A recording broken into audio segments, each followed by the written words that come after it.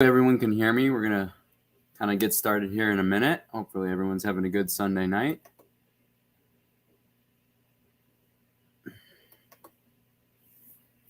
Make sure everything's working audio-wise.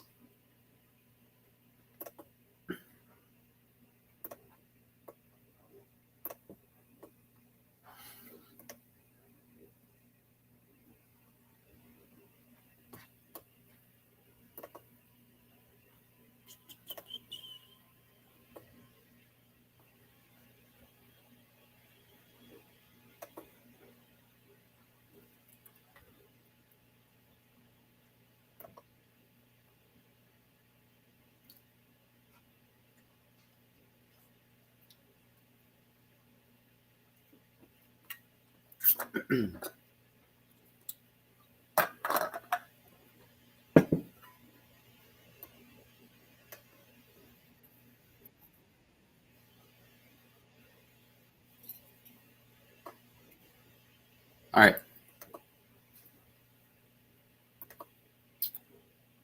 Going to get started here. So welcome to my live. This is my first live doing some kind of Q&As. So hopefully I will do a bunch more of these in the future. I have a handful of questions I'm going to go through today that will hopefully kind of be of guidance to you out there. So let's dive right in. And if anyone comes into the chat here, you can chat on the Facebook. I can read it. I have it pulled up right over here. I think I can see it in this Restream app as well. So yeah, let's dive right in. We had a few questions handed right in. So we'll start with this first one. This was from Lisa that actually private messaged me this the other night. I don't know how to say your last name, but we'll go with Lisa G. I'm going to kind of reword this, obviously, for privacy concerns. But she says that I have an old debt with a car company.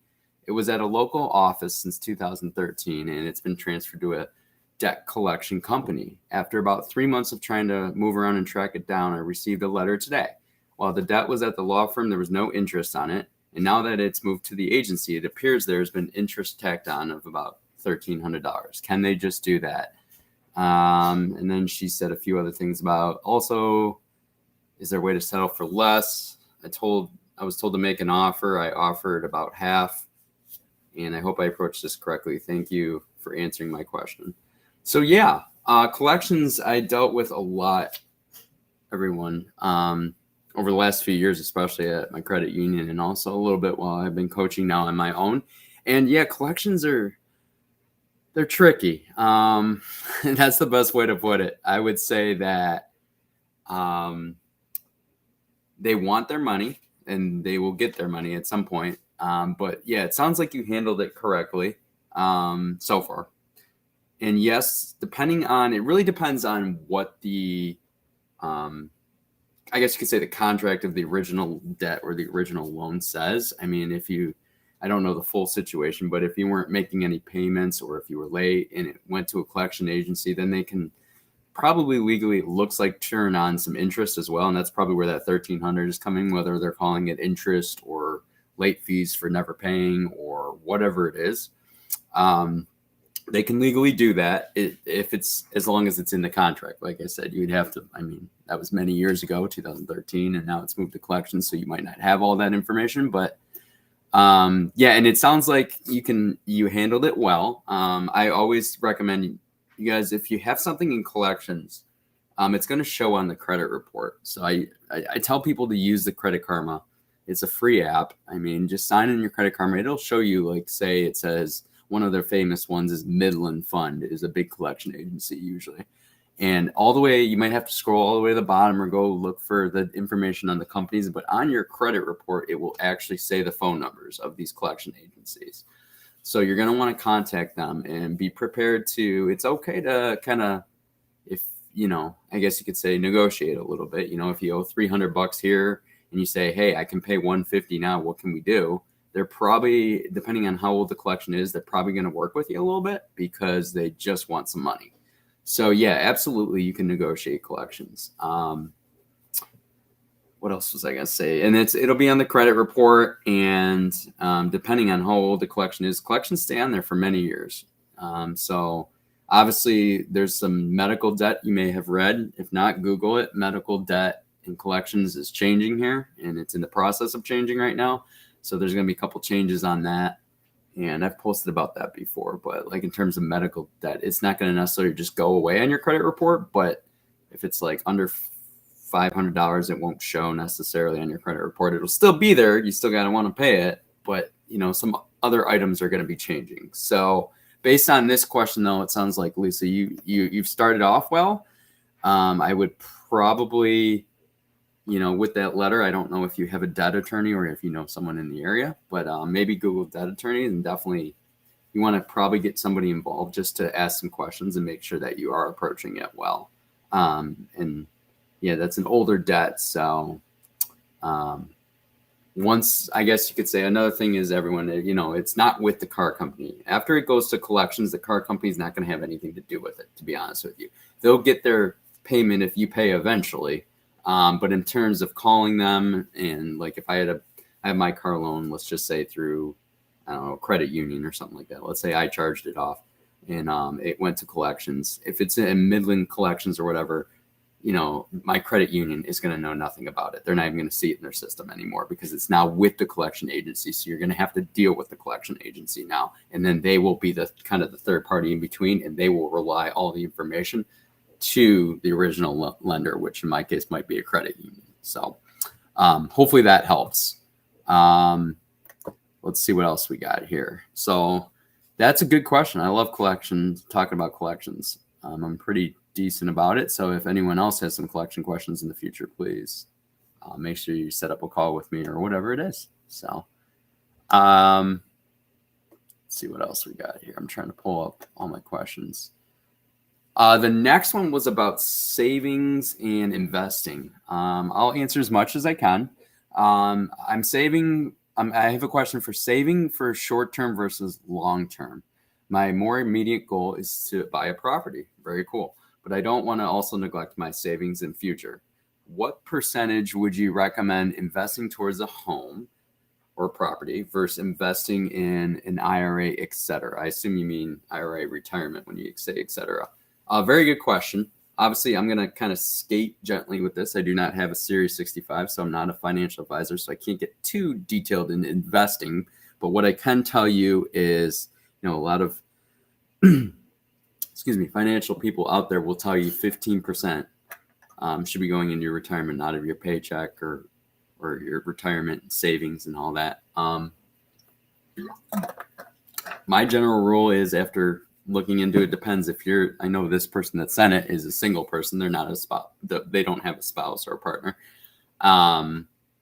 It's 15%. So, if I put in, let's say 8% and my wife put in 7% on her 401k or retirement or whatever it is, I would consider that a good start to 15%. Obviously in the future, you're going to want to save a lot more than that, even for retirement, but that's a pretty darn good start.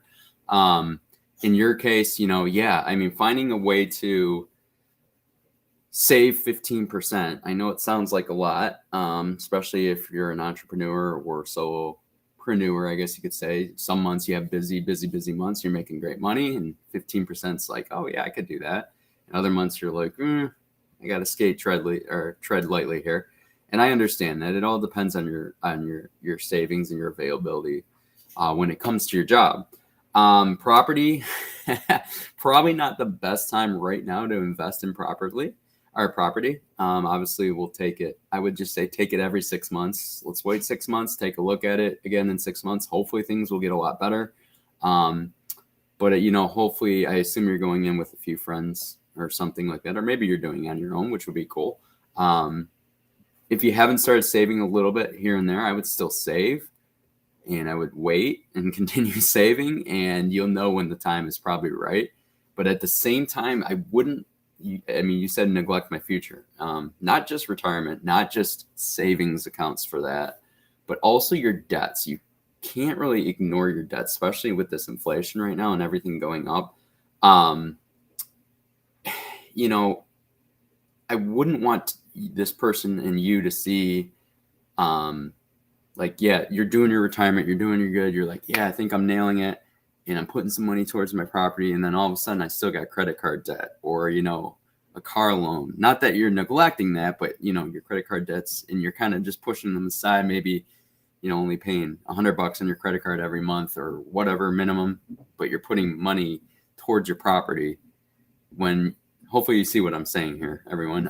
But like, you don't want to neglect your debts, because that can be tricky, especially in this time right now. A lot of people are putting money onto their credit cards because they're panicking a little bit, which is perfectly normal, believe it or not, in this day and age. And it's fixable, but it's normal with inflation. And next thing you know, you look over your credit card bill and say, oh, wow, I put another $150 on it. I didn't even think about it. And meanwhile, I put $150 towards my savings account for my property. And I just don't want you, in your case, who asked this question, and anyone out there, to just neglect their debts as well. Make sure that you're keeping it structured. Stick with the plan. If you're paying this on the debt, stick with the debt. And if you're going to have a good month, you got a little bit of bonus or extra in your paycheck, and you say, hey, I covered this. I covered my rent, my mortgage, my car loan, everything's good. And I got an extra $200. Cool. Put it towards your property. Hopefully that makes sense. I think that's probably the best way to look at it. Great question, though.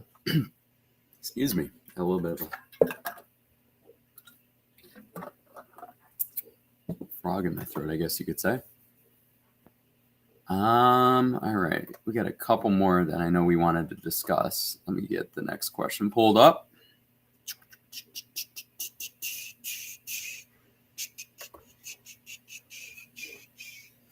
All right, the next one was on credit. Oh, one of my favorite things. If you all ever need help with credit or credit repair, I am your go-to person on this one. I did this for many years, and I just love everything about credit. This person said, hey, my credit score has really gone up to a 793. Wonderful job there recently. What is the highest credit score and the different brackets that you can be in? And what is a good credit score as well? Great question. A lot of people, I'm going to talk about this one for a while, actually. Great question. A lot of people don't really know the brackets. It depends on who's lending to you as well. The highest score you can get, some people will say 850. I've never seen an 850. The highest I've ever seen is like an 830. It was a high 837 or 840. So it was almost perfect score. It was amazing. This lady, I just talked to her for a long time, and she just told me how she did, and I was just so impressed with everything. But so 793 is considered A+ score pretty much anywhere you go. That's awesome. Credit is quite a game, as a lot of you will know out there.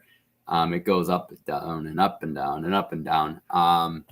There's different brackets. I'm just going based on the rough brackets of where it was. An A+ credit score is usually, give or take, 720 or higher. Depending on institutions, it might be some wiggle room between a few points here, a few points there. And then, below a 720 up to usually about a 691 or 700 into a 720 is an A. And then it goes to B after that, the next 30 points, and then C, D credit, E credit. It depends on the lender, but I mean, that's a really great score for 793. 850 is usually the highest. Like I said, the highest I think I've ever physically seen by someone is 837, I want to say it was, which was amazing. So keep it up. Just some side notes on credit. To maintain it is obviously keeping your balances low, whether it's on a credit card or mortgage. Obviously, mortgages are usually what kind of puts a huge debt on people, but it's not such a bad thing having a couple credit cards throughout your life, having some loans like a car loan and installment loan like a mortgage and all that. A lot of people will say that credit is the devil and credit is bad, debt is bad, but I know there's a lot of people out there right now, and if they're not watching right now, Diane, all those people, all my mortgage people out there, real estate, Renee, everyone else that might see this. You need credit to get a house. I don't care what anyone says. There's not going to be too many people out there that are going to pay cash and just not have to worry about it. The blessing if you do, that might be 1 in 100 people that can buy a house in cash. It's possible, but I mean, a lot of people's situation with inflation now and families and all this other certain jobs and stuff like that, it's hard to pay cash, always putting a huge chunk percentage down to avoid any points. And, I'm not getting into mortgages, but anyways, so yeah, credit's important. I'm going to tell a story here in a minute. And it wasn't even really a question. It's something I bumped into when I was visiting my old credit union the other day. But, don't let too many people out there. There's nothing wrong with not having a lot of credit, not having a lot of debt. That's perfect. That's the goal. I mean, you shouldn't have debt. That's awesome. If you can pay it off, great. When I paid off my student loans, it was a huge accomplishment for me. I never look back at that, And, once we pay off my car here, hopefully soon, we're basically debt free other than our mortgage. And that's amazing. So if you can do it and you can have a credit score and you can maintain that 793 in this case, do it up. Don't look back. If you can avoid credit cards, awesome. Even better. So great question. If you have any more credit questions, anyone, make sure you reach out to me. Also set up a call for me and see if there's anything I can help you out with coaching wise. Credit is my wheelhouse. Credit and debt is my wheelhouse. I love helping. I get excited when I see people's credit just boom through the roof when they were down, or help them repair it or start their credit to get into their whole new dreams. I mean, there's a lot of people that have no credit or have no idea how to do it, and they come to get a house and they can't. Literally, they can't because they don't have any credit. They don't have any proof that you've paid any debt. Well, I can wheel and deal and help you out with that and get you on the right path. So something to think about. All right, let's see. That's a notification. That's good.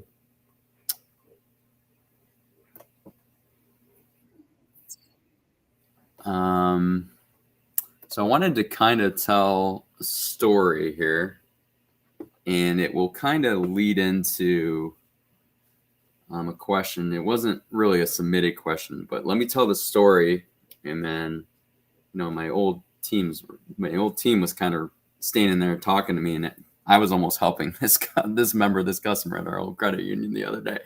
So I'm not going to name him because I don't know the guy's name actually. And so he was working on getting a loan, just a basic like personal loan. The other day when I was at Kroger and at my old credit union talking to my old coworkers, and what it sounded like, the story, obviously I wasn't helping him because I was just at Kroger, but what it sounded like was after my old coworker came up and we started talking with the person and with him as well, it sounded like he was trying to get a loan just to pay for rent at this point. $700, just a personal loan.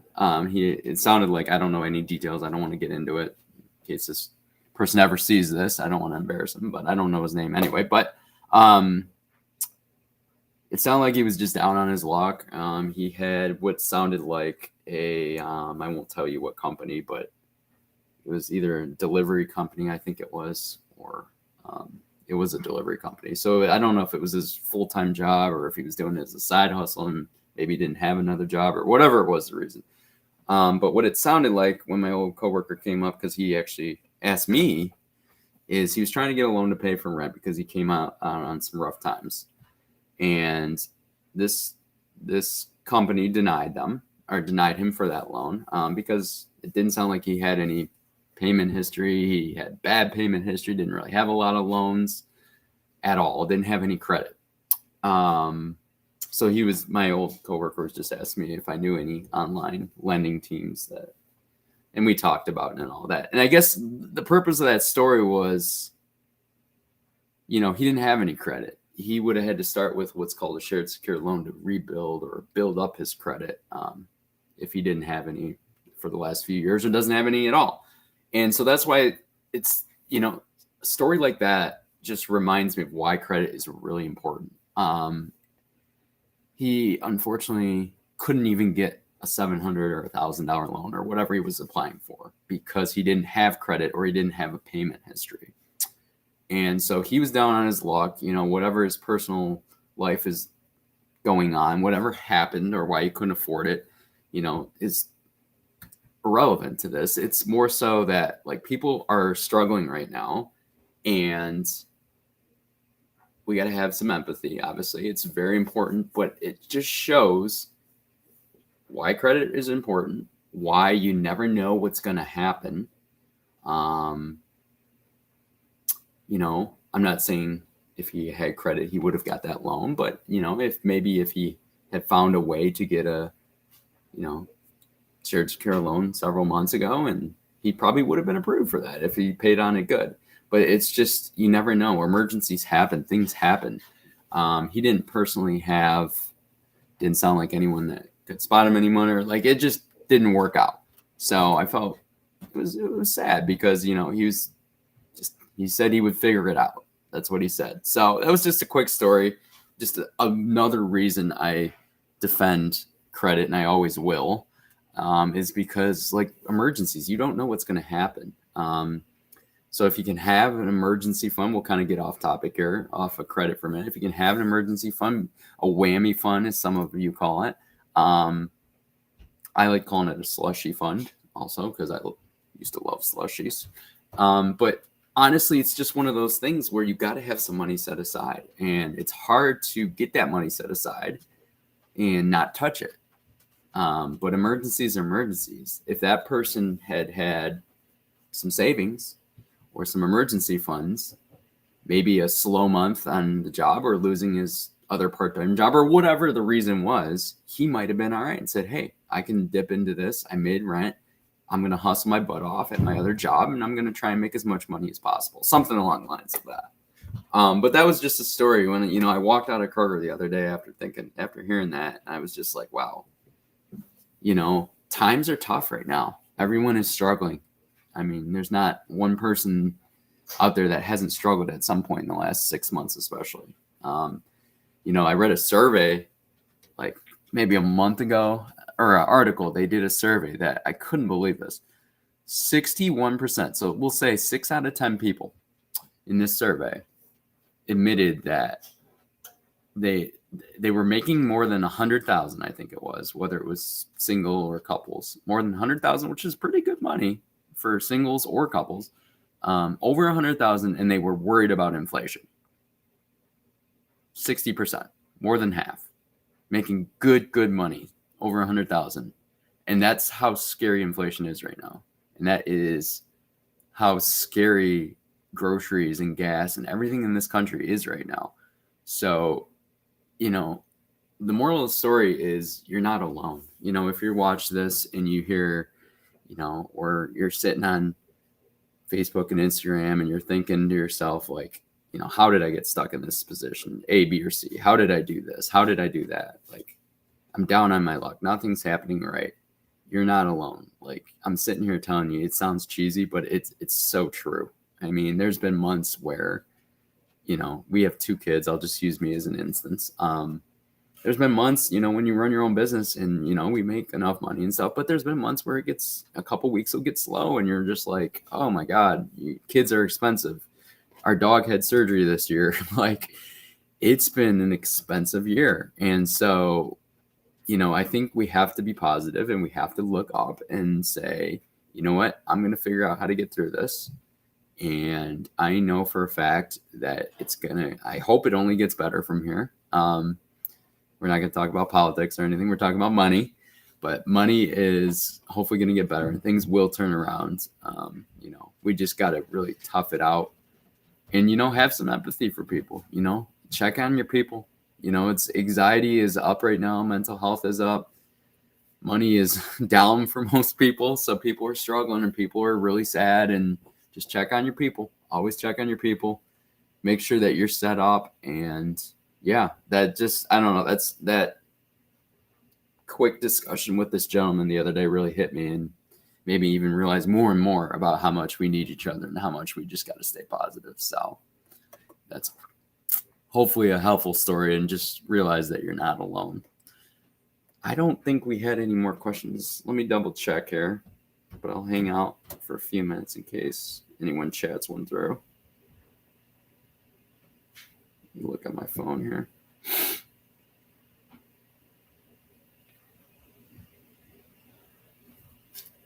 think we're good. There's always like a 5 or 6 second delay on Facebook, so.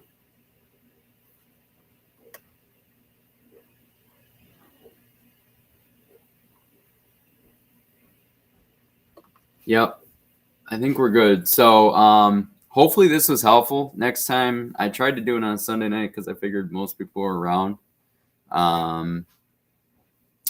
Hopefully I'll make sure that maybe a week and a half or 2 weeks out, I'll schedule another one in the future, maybe in a month. Maybe I'll do this once a month, you know, if I start getting client questions or, you know, people sending me messages or family, friends, anyone that wants to ask me a question, go ahead. And maybe I'll just collect them and kind of do another live. Maybe I'll bring somebody else on here too. That's always fun. I know a couple people I think that might want to hop on, answer some cool questions. So yeah, lots coming up. If you have a lot of financial questions or you need help with your money, make sure you head to my website or email me, and you get a free 30-minute call. It's called a coffee chat. You can grab your favorite drink. You can tell me all about your life. And I'll just admit it. If I can help you, I can help you. That's what I'm here for. I've had debt, and everyone has to understand that we've all had debt at some time. And so I've been through a lot, and I enjoy helping people. And I just want to help everybody out there as much as I can with money, because times are tough right now. So if you need to book anything or just reach out, don't hesitate to reach out. I'm always here. There's a couple cool things. I can't really announce them yet, but there's a couple cool things coming up, hopefully in my world. So keep an eye out for that. And hopefully some cool events. And yeah, I think that's about it. So everyone have a good night. Thank you for watching this. If you watched the replay or if you caught it live, I can't really tell based on this, but yeah, if you catch the replay and you have any other questions, make sure you reach out to me for sure. And yeah, this was fun. Have a great night. Thank you.